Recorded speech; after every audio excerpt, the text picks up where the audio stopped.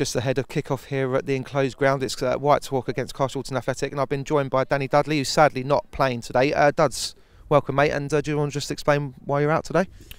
Yeah, so last week against Mersham, right in the dying stages of the game, I went up for a challenge with their keeper when we was obviously pushing for the equaliser. And as I come down, he come down on top of my left leg.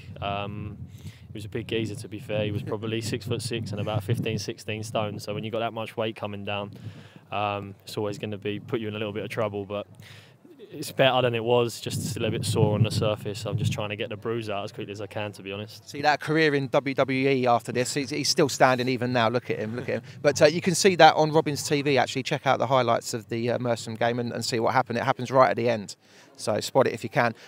What are you expecting from today's game, Duds? Because obviously our away form's pretty bad at the moment. We haven't won on our travels in 2 months now. What's been said amongst the camp in the build-up? No, we were trying to stay positive, obviously. We know the results away from home haven't been good. We picked up a positive result on Monday night, so that stands us in good stead going into this game. On the flip side, they had a good win last week against Kingstonian, so they're going to be full of confidence. It's no major issue. I just think we need to stick together, and once we get sort of that first away win in a little while, I think we'll be fine. It's no crisis, put it that way. And you said to me off camera that this place actually holds a special memory for you. So can you just reiterate what that is for the fans? Well, when I was 17, I made my first ever Ryman League appearance at this ground. The game didn't go too well. We won't talk about that, but yeah, this is where I played my first ever competitive semi-professional game. So wow. And who was that for, and what was the score, if you could mention it? That was for Horsham. And we lost 6-0. Yeah, maybe we'll skip over that bit, shall we? Yeah. Probably best. And it's a jolly cold day today as well. So, and it's not the most sort of welcoming ground, is it, in terms of being a player? I think, Joe, what, this is one of the coldest grounds I've been to. When I played here all that time ago, it was pouring down with rain, freezing cold. I think that's the weather you get down here all year round. I don't know. And just finally, looking forward to next week, we've got the small matter of Barnet come in, the FA Trophy third round game.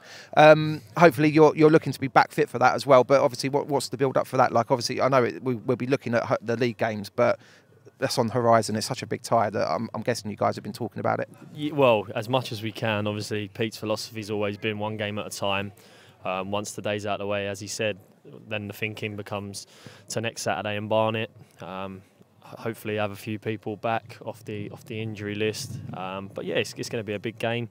There's probably be a decent crowd, so we'll be up for it. And we know that on our day at home, we fancy our chances against anyone. Yeah, I mean, the Mersham result aside, we've been flying at home, haven't we? I don't think we've lost there for a good 2 or 3 months. Yeah, it's weird because coincidentally, I mean, I was talking about it with a couple of the boys. We were better away from home last year than we were at home, and that seems to have flipped this year, and we're better at home. So I think what you find with our place is a lot of teams come, see the pitch, and think, here we go, we can start getting the ball down and playing a bit of football. But it's one of the better pitches in the league, definitely.